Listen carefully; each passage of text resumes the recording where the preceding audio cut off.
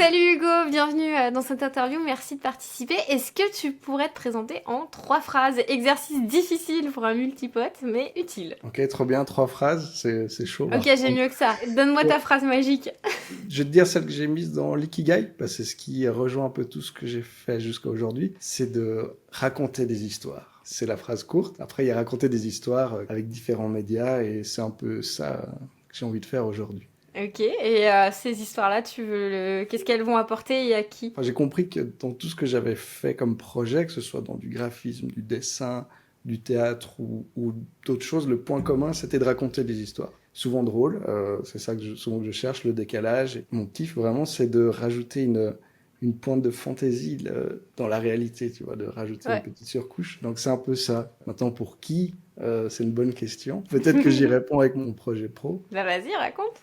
Ouais, bah c'est en lien avec le théâtre d'impro. Et le théâtre d'impro, c'est quelque chose que j'ai commencé comme hobby il y a 5 ans. Ce que je trouve fou, c'est qu'aujourd'hui, je parle de ce hobby que j'essaie de transformer en activité professionnelle. Ce que j'ai envie de faire à travers ça, c'est de transmettre et de donner un peu les clés qui, moi, m'ont grave aidé dans ma vie personnelle et puis même pro, de donner ces clés à des gens et de les voir un peu s'épanouir parce que l'impro, c'est une petite clé qui ouvre ton imaginaire ou on va dire Mm. peut-être ton enfant intérieur. Donc c'est un truc assez magique si tu te lances dans le jeu et ça t'apporte des choses folles. Et donc moi ce que j'ai envie de faire et ce que j'ai beaucoup aimé c'est d'apporter ça à des gens et de voir le moment où ces gens ils pouvaient être tout timides au début, tout fermés et puis tout d'un coup ils ont des ailes et tout. Moi c'est le truc qui me fait grave kiffer en ce moment. Donc je me suis dit il faut que je fasse quelque chose avec ça. Donc c'est l'orientation que j'ai prise malgré toutes les pistes que j'avais de projet, quoi. D'ailleurs, quand t'es arrivé dans le bootcamp, pourquoi, et t'as rejoint le campus après, pourquoi t'as rejoint le bootcamp à ce moment-là? Comment tu te sentais dans ta vie? C'était quoi tes enjeux? Alors c'est arrivé dans un très très bon timing. Tout a commencé, je pense, c'était en septembre-novembre passé. Dans cette période-là, j'ai commencé un bilan de compétences. J'étais animateur 3D, donc je faisais de la série pour enfants. Et j'avais des blocages. Enfin, je me rendais compte que je prenais pas le plaisir que j'imaginais et que les gens imaginaient qu'on aurait dans ce métier. Et en parallèle, je faisais beaucoup d'impro. Et puis, dans le théâtre d'impro, je faisais des spectacles. Et il y avait des retours de spectateurs qui étaient fous. Enfin, on avait un retour direct de gens qui disaient bah, je passais une journée de merde, je savais même pas qu'il y a un spectacle. Puis, enfin, ça leur change leur semaine. Même un petit truc. Hein. Et puis, à côté, je faisais des dessins animés pour enfants. Donc, tu te dis bah, ça va être chouette. Et les seuls retours que j'avais, c'était des retours de tes superviseurs. Enfin, c'était des retours techniques. Puis, tu n'avais jamais le Hmm. retour de ok, j'ai fait ça, comment est-ce que les enfants perçoivent ce truc? Enfin, t'as pas de ton public. Et là, j'ai eu une sorte de déclic où je me suis dit que ça manquait un peu de sens. Donc, j'ai fait un bilan de compétences qui m'a énormément aidé pour mieux me comprendre mon fonctionnement, mes besoins. Et en sortant de ça, j'étais OK. Ma conclusion, c'était qu'il fallait que je bosse en indépendant pour pouvoir sauter d'un projet à l'autre, pour avoir une sorte de liberté et pour pas rester coincé dans un truc qui me pesait. Et là, une pub Instagram pour le bootcamp. C'était en janvier de cette année. Donc, je rejoins le bootcamp, mais c'est un mauvais timing. C'était presque bien, mais c'était un mauvais timing pour moi. Donc, le premier live, je le rattrape le lendemain un peu à l'arrache. Puis, je fais, ah, ce soir, faut que je sois là. Puis, je rattrape le deuxième. Puis, je me fais dépasser. J'ai trop de choses. Et puis, j'essaie de les revoir en replay, mais beaucoup trop tard. Je vais m'inscrire pour suivre le prochain. Et puis, c'est ce qui est arrivé en avril. Et là, je les ai suivis. J'étais très sage. J'étais vraiment là à l'heure qu'il fallait, tu vois. Et c'était cool parce que ça peut paraître un peu bizarre parce que c'était du live et puis on n'avait pas forcément une caméra à nous, on n'était pas forcément en contact direct. Mais le fait d'être avec d'autres gens virtuellement, ça aidait à se dire bah il faut que je sois à ce rendez-vous. Puis il y avait des petites réactions, enfin on pourrait écrire entre nous. Donc ça m'a vraiment pris et puis au bout de, je sais pas, peut-être le 3e jour, je fais ok il faut que je rejoigne le campus. Bah, c'est exactement ce que je cherche. Enfin, je retrouvais des choses sur lesquelles j'avais un peu bossé, mais je voyais que ça allait plus loin et que ça m'amenait le cadre que je cherchais. Tu vois, j'étais sorti de ce truc, de ce bilan de compétences, en me disant, il faut que je sois freelance, nanana, et puis c'était bon, c'était genre, j'avais coché ça, ça allait être bon, mais il me manquait les cadres. Moi, j'ai besoin un peu de cadre pour avancer. Et du coup, qu'est-ce que t'as accompli depuis que t'as rejoint le campus? C'est quoi tes grandes réussites? Trop de grandes réussites, je pense, beaucoup trop. La première, c'est que c'est de la toute récente, c'était de définir mon offre professionnelle. Parce qu'on parle de multipotentiel et effectivement, j'avais plein de pistes de projets et je savais pas où aller. J'avais des idées, mais qui étaient pas forcément très concrètes et je m'en suis rendu compte après. Mon plus gros, enfin, on va dire plus récent, c'était vraiment de réussir à formuler ce que je voulais faire et me concentrer que là-dessus en limitant un peu les projets perso. Parce que c'était aussi mon problème, c'est que je voulais faire trop de choses. Enfin, je veux toujours faire trop de choses. Hein. J'ai des carnets remplis là d'idées et tout. Mais donc là, je me concentre et je sais dans quoi je me lance vraiment. Du coup, cette semaine, tu as eu des contacts? Oui, j'ai écrit un petit mail en juin, donc il y a 2 mois, pour proposer des ateliers d'impro dans le cadre du cinéma d'animation. Parce qu'il y a pas mal de studios dans le coin. Et il y a un organisme qui donnait des cours et je leur ai proposé de faire ça parce que je voyais qu'il y avait un besoin pour les animateurs qui doivent raconter des histoires, jouer des émotions via leurs personnages. Donc je me suis dit, je peux proposer ça. Pour des raisons logistiques, ils ne pouvaient pas trop mettre en place cet atelier, mais ils m'ont proposé en contrepartie de former leurs formateurs à eux pour donner des astuces aux participants pour faire de la prise de voix, faire des voix off, des dialogues et tout ça. Donc je suis reparti avec un potentiel projet de former des gens pour former des gens. Plus d'autres petits projets qui pourraient arriver, mais voilà, c'est parti de pas grand-chose. Bah, c'est génial parce qu'en fait, c'est des petites graines, tu vois, t'as lancé une graine, puis c'est pas parce que c'est un nom sur un truc que c'est un nom sur autre chose, tu vois, ils vont penser à toi, dire « Ah, Hugo, on n'a pas vu ça, tiens, peut-être que ça... » Ça, c'est un super contrat parce que ça te donne aussi de la crédibilité, de dire « Bah, je forme des personnes qui sont les personnes qui vont après diffuser le concept, donc c'est trop, trop bien, c'est trop cool. » Ouais, puis c'est des gens cool, enfin, c'est des réalisateurs de films, d'animation, enfin... J'adore. Et tu vois, de bosser avec des gens comme ça, c'est des gens dont j'ai vu les films, donc je suis un peu... Oh. C'est aussi ça le kiff, je parle beaucoup d'impro parce que c'est une passion, mais à la base c'est aussi l'animation, donc j'ai réussi à rejoindre les deux mondes. Oh là là, tu m'as fait un ikigai de ouf. T'as fait un octopus aussi, non? Absolument, oui.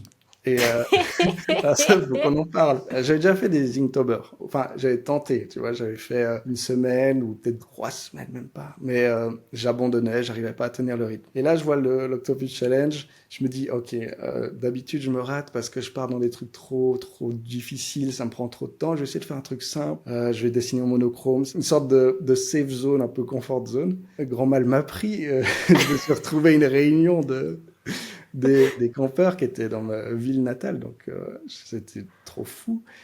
Et puis on passe la soirée, donc je rencontre les autres membres du campus.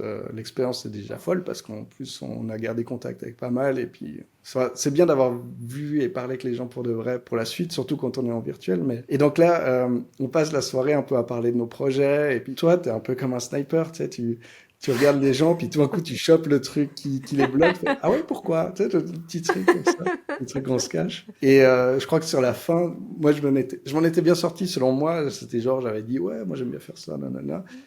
Et t'es arrivé sur moi, puis j'étais, oh merde. Je savais que c'était foutu. Et tu m'as lancé, je crois, sur l'Octopus direct. J'avais déjà posté un dessin ou deux, je sais plus à quel jour on était. Et tu m'as fait, ok, donc, tu aimes bien dessiner, tu dessines des gens dans les transports. Je sais plus comment tu étais venu avec ça. Puis tu me fais, ok, donc tu vas dessiner des gens dans la rue, des inconnus, et puis tu vas leur donner le dessin. Puis là, j'étais, non. Enfin, jamais je fais ça, tu vois. Moi, j'adore dessiner des gens dans les transports tout le temps, mais sauf s'ils me voient puis qu'on discute, c'est rare que je leur montre. Et là, tu me disais carrément, tu vas les dessiner, tu vas leur tendre. Et là, j'étais partagé, tu vois, à la fois, j'ai pas envie de faire ça. Et puis d'un autre côté, je savais que c'était le truc à faire. Donc voilà, le lendemain, j'ai commencé direct à ce nouveau processus. C'était trop cool, c'était hyper difficile, mais hyper satisfaisant à la fois. Enfin, j'ai eu des expériences de fou. Il y en a une, c'était, je dessinais un gars à un café. Je voyais qu'il avait un instrument, il avait des affaires, donc je savais que j'avais du temps. Je pouvais l'anticiper s'il allait prendre ses affaires, donc je prenais. Et puis vraiment, j'ai dessiné longtemps. Puis à la fin, j'ai fini, puis il était encore là, donc c'était cool, je faisais mes petits derniers traits. Et au moment où il part, tranquillement, je vais lui donner le dessin, je lui explique pourquoi je fais ça et tout ça. Puis il me fait, ah ben moi je suis artiste aussi, donc on fait donnant, et puis je vais te chanter une chanson. Et donc, je suis posé au café, et puis il y a un gars avec sa guitare qui me fait une chanson rien que pour moi, en échange du dessin. Enfin, il y a eu des trucs de fou comme ça, donc ça débloquait d'autres choses aussi. Je devais faire mon propre marketing, enfin, je devais expliquer ma démarche artistique à des inconnus, je devais assumer mes dessins, même si des fois ils étaient pas fous, puis il y a des gens qui ont réagi, je suis pas aussi grosse. Alors, je sais pas, mais c'était terrible parce que j'avais des réactions super positives, d'autres qui avaient l'air de s'en foutre, et puis d'autres, je suis comme ça. Donc c'est une super expérience. Et toi qui voulais un retour du public, tu l'avais en direct là. Et puis une certaine honnêteté, j'ai eu. que ça Non, mais mélange bien aussi avec ton côté impro, en fait, parce que tu dessines en impro, mais d'aller chercher la réaction de la personne. ouais. Parce qu'en impro, tu sais, t'as un ping-pong entre donne Oui, quelque oui. chose à l'autre et l'autre te le rend. Donc là, tu cherchais un peu ça dans ton métier, puis Et là, tu te mets plus à nu, je trouve. Quand tu dessines des gens, tu es vraiment honnête parce que tu peux pas te cacher. Tu vois, en impro, tu peux te sortir de situation en déconnant, en faisant des trucs drôles. Là, tu lui montres le dessin, tu dis c'est vous. Et puis si la personne trouve que c'est pas elle, ben, c'est un peu ouais, vous bougez beaucoup. Enfin, tu cherches des excuses. Qu'est-ce que ça t'a apporté justement de faire ça? Bah déjà, j'ai réussi à le faire jusqu'au bout. Donc c'est mon premier Inktober, on peut dire que j'ai fait jusqu'à la fin. Personnellement, ouais, ça m'a sorti un peu de cette zone de confort, mais ça a aussi débloqué les trucs. Au début, j'ai réussi à en faire quelques-uns d'avance, heureusement, parce que c'était des fois compliqué de trouver des gens à dessiner. Mais après, bah, j'étais tous les jours avec mon carnet, enfin, ça, en ville, on va essayer de chercher des spots, puis je devais trouver des gens. Et bah, je devais trouver quelqu'un on va dire, d'intéressant, c'est-à-dire quelqu'un qui avait l'air d'attendre ou de pas être dans le mouvement. Et dans ma tête, il y avait toujours ce truc, je sais pas si t'es allé des fois tracter dans la rue ou faire ce genre de choses, où tu dois aborder des inconnus. Très souvent, tu vois des gens et tu vas les juger sur leur physique. Tu vas dire non mais lui, jamais ça va l'intéresser ou je sais pas. Et souvent c'est totalement faux. Et donc je devais me faire cette violence, c'était ok, cette personne ne bouge pas, je vais la dessiner. Et même si elle a pas l'air sympathique. Et puis bah des fois je tombais sur des gens mais incroyables. Mais tu sais, de loin tu te dis ça va pas leur plaire, je vais me faire taper, je sais pas. Mais ouais, ça s'est plutôt bien passé. Donc, ouais, ça m'a fait sortir de ma zone de confort et vraiment assumer bah, ce que je faisais. Trop cool. Ouais, Et du coup, sur grâce. le campus, là, ça a été quoi tes coups de cœur? Il y a trop de choses. Il y a vraiment trop de choses. Ce truc que j'adore, c'est. Bah, des fois, tu vas juste sur le campus, tu regardes les derniers posts, puis tu vas voir l'avancement des gens, ou des fois leur blocage, ou leur réussite. Et c'est motivant, puis des fois tu participes. Donc ça m'est arrivé quelquefois de donner des conseils ou des retours, enfin des suggestions, quand je voyais des gens un peu bloqués ou qui faisaient un truc, je disais ah mais tu pourrais faire ça. Donc il y a ce truc d'entraide, mais aussi de voir que les gens avancent autour. Il y a cet aspect communauté, et puis tu peux rester chez toi, bah, comme moi là, tu passes du temps à te chercher et tout, donc c'est des fois un peu compliqué, et tu vas voir que des gens bah, galèrent sur des trucs sur lesquels tu as galéré ou pas. Tu te sens jamais vraiment seul. Et là j'ai rejoint un équipage il y a 5 semaines je crois. Ouais. Et c'est très cool parce que bah, on est un petit groupe, on est 4. Et puis bah, chaque semaine, on fait un point sur nos avancées, bah, ce qu'on a dit qu'on ferait la semaine passée qu'on n'a pas fait, pourquoi. Ça engage à rien, mais d'avoir ce petit rendez-vous, ça aide bah, déjà à toi de formuler et puis aussi à devoir aider les gens, te faire aider aussi. Et ce qui est drôle, c'est que des fois, enfin, je l'ai observé dans ce groupe-là, des fois, on est hyper dur avec nous-mêmes. Il y en a une qui avait cité genre 2 objectifs, puis elle commence sa phrase par bah, cette semaine, j'ai rien fait. Puis en fait, elle parle des objectifs, puis elle fait en fait, j'ai fait ça, j'ai écrit ce script, je l'ai envoyé, j'attends un retour. En fait, elle avait fait trop de trucs. Mais vu que sur son objectif, c'était quasiment terminer le truc, bah, elle se disait, enfin, elle l'avait présenté comme s'il l'avait pas fait. Et c'est cool parce que ça permet aussi de se comparer aux autres, de voir, bah, oui, c'est vrai qu'en fait, je me mets la barre super haute, alors que, bah oui, j'ai quand même fait ça cette semaine. Ah oui, mais quand j'y pense, bah oui, oui, oui. Bah, ça, c'est un truc qu'on fait faire aussi en feu de camp, là, c'est célébrer les réussites, ou même que je vous Ouais. fais à chaque fois que je fais un live, c'est quoi vos dernières réussites? Parce que c'est le moment où on est obligé de te dire, ok, qu'est-ce que j'ai fait? Mais oui, mais même le checkpoint du lundi, ça aussi, c'est un truc qui est cool. Donc, chaque lundi, vous publiez un message où on répond à 4-5 questions pour dire ce on devait faire cette semaine, ce qu'on a fait, comment est-ce qu'on se sent, etc. Même si tu le fais que pour toi, c'est hyper intéressant parce que tu dois réfléchir et conscientiser bah, ton avancement, les choses que tu as faites. Je me sens comment? C'est une bonne question parce qu'on ne se pose pas forcément la question. Le matin, tu te lèves pas en te disant je me sens comment? J'ai un peu peur. Pourquoi j'ai peur? Ah oui, parce qu'il faut que j'envoie cette. Enfin, donc là, lundi matin, tu es ah oui, ça, ah oui. Enfin, Ça, c'est pas mal pour les poulpes pour recentrer les idées. On en parlait juste avant en off sur le choisir, c'est avancer. Là, t'en es où avec ça? Bah, là, je suis complètement dedans parce qu'il y a quelques temps, j'ai publié, c'était aussi mon défi que j'avais eu dans un feu de camp, de publier mon offre sur le campus avec mon projet pro. Et c'était hyper compliqué. Enfin, c'était limite si je faisais pas des diagrammes sur des murs avec ce projet-là, mais il fallait que je fasse ça. C'était une espèce de truc de psychopathe. Et c'est cool parce que dans le cours, il y a enfin, vous donnez des arguments pour aider à décider qu'est-ce qui est le plus ça pour toi, qu'est-ce qui te ferait plaisir. Puis, c'est des questions bêtes, mais au final, c'est des choses qu'on a tendance à oublier, les questions bêtes, et c'est indispensable. Donc ouais, je suis sorti de ce feu de camp live. Je me disais, je vais en sortir, je saurai ce que je veux faire. En fait, j'en suis sorti avec la même question en tête, qu'est-ce que je vais faire? Mais ça avait insinué les bons réflexes dans ma tête de choisir ça avancé. Si on regardait les résultats avant et après, il n'y avait rien qui avait changé, sauf que ça m'a aidé à faire ma réflexion après. Et Donc, du coup, t'as réussi à choisir. ouais, j'ai réussi à choisir et puis à me dire, ok, je vais faire ça. Maintenant, je me concentre là-dessus. Le reste n'est pas mort. Et puis forcément, après, il y a plein d'idées qui reviennent. Puis après, tu les mets comme ça dans un carnet ou je sais pas où. Ça, c'était, on va dire, ma grande réussite, c'est d'avoir serré le truc. Et voilà. Je me souviens Beaucoup que de c'était gestes pas bizarres. facile là quand t'es rentré dans le campus. Ah ouais. C'était genre oh là là, comment je vais faire ça?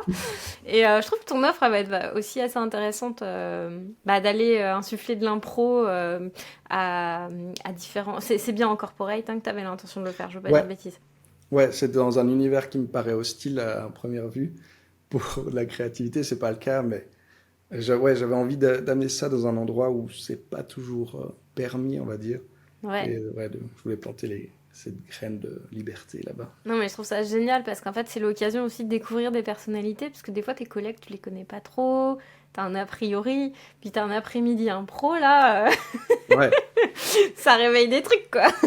Ah oui, oui, je suis intervenu quelques fois dans des débuts de formation avec des groupes qui se connaissaient pas trop. Et moi, ce que j'adore, c'est tu captes assez vite les gens quand tu les vois en groupe. Tu vas voir ceux qui sont plutôt extravertis, qui vont s'imposer, et les autres qui sont tout petits. Et des fois, tu leur insuffles juste ces trucs, tu leur fais faire un peu d'impro. Et t'en as qui vont carrément sortir et puis ils vont déployer des ailes. Enfin, c'est incroyable. Et puis le matin, tu te disais, mais eux, ils vont jamais rien faire. Enfin, ils sont tout. Voilà. Et puis à la fin de la journée, ils ont amené un truc de fou, ils ont ouvert leur univers. C'est une accélération de ce processus de connaître les gens, donc Ouais. ça amène des trucs de fou. Et moi, c'est un de ces trucs que j'adore voir et aider à produire, c'est d'amener cette petite graine et puis de voir, ah ok, c'est parti. C'est Aïe. génial. Ouais. Et qu'est-ce que tu as retenu ou c'est quoi tes 3 grandes leçons que tu aimerais partager, dont tu as tiré de ton expérience de ces derniers mois sur le campus? C'est un peu un joker, mais choisir, c'est avancer. Voilà. Ça m'a grave aidé. Je l'avais beaucoup entendu, mais il fallait que je le mette en pratique pour Pour le vraiment que comprendre. ça résonne en moi, tu vois. Ouais. Donc il y a ça. Et être attentif. Il se passe plein de choses. On a plein d'occasions. Et si on n'a pas l'esprit à ça, si on ne fait pas attention à ce qui se passe, on loupe des choses. Dans des exemples comme ça, des fois, juste le fait de parler avec des gens que tu connaisses ou pas de ton projet ou autour du projet, ça va créer des choses. Là, j'ai parlé de ça à un pote, enfin un peu de tout ce que je faisais. Bon, je suis reparti avec 3 idées de projets perso que je ne vais sûrement jamais pouvoir faire. Mais avec ça, plus des opportunités, notamment dans l'offre que j'ai établie, c'était quasiment le jour même. Je lui ai dit, ouais, je voulais faire ça. Il fait, ah, mais dans ma boîte, ouais, ouais. Les midis, ouais, il était déjà en train de m'ouvrir quelque chose. Donc, il n'y a rien de Trop bien. signé et tout. Mais ouais, donc oui, parlez de ce que vous faites. Je pense que ça va être ça, le vrai truc, parler de C'est ce que vous excellent faites. ça. Ah, mais c'est trop bien. Donc ça veut dire que ton offre est suffisamment claire pour que là ça commence à éveiller les Ah, consciences. alors peut-être, mais après c'est un pote d'improvisation donc avec qui j'avais commencé, donc il connaissait un peu les Ouais, choses. mais c'est pas Mais grave. ouais, ouais, mais C'est le petit cercle. En fait, c'est souvent le petit ouais, cercle chaud autour de toi qui va être en mode enthousiaste et qui va faire rayonner. Dans mes premiers clients, c'était ma famille, tu vois. ouais, bah oui. Donc, ils te donnent des contacts. Le réseau, ça reste des gens qui te font confiance, donc ils ont plus de facilité à transmettre leur confiance. Donc c'est cool. C'est Donc pas voilà. tout ton réseau qui va toujours te soutenir, hein. Non, puis même la famille. J'ai toujours eu la chance d'avoir une famille qui m'a soutenu et qui m'a, on va dire, autorisé à rêver et faire ce que je voulais faire. Alors que je sais que pour certaines personnes, bah, c'est pas le cas parce qu'il y a des fois des rêves de parents, il y a des idées préconçues. Et je connais des gens qui n'ont pas eu cette chance et qui, Mm. au bout d'un moment, bah, ils se rendent compte qu'ils ont passé des années dans un boulot qui était bien sur le papier, mais qui les rendait pas Mm. heureux comme on pourrait l'être. Donc ouais, j'ai toujours eu cette chance. Donc ouais, ayez de la chance. Voilà, ça sera ça. Le Ça sera la troisième point. troisième.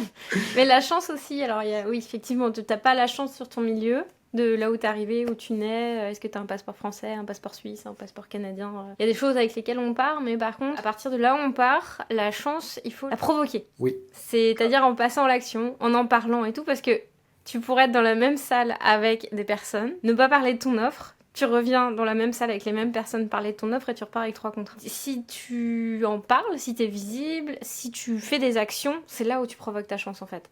Ouais. Tu peux pas espérer avoir de la chance si tu restes dans ton coin et que tu te mets sous ta couette, quoi. Complètement, complètement. Faut parler de ce qu'on fait, enfin parler de tout, faut s'ouvrir.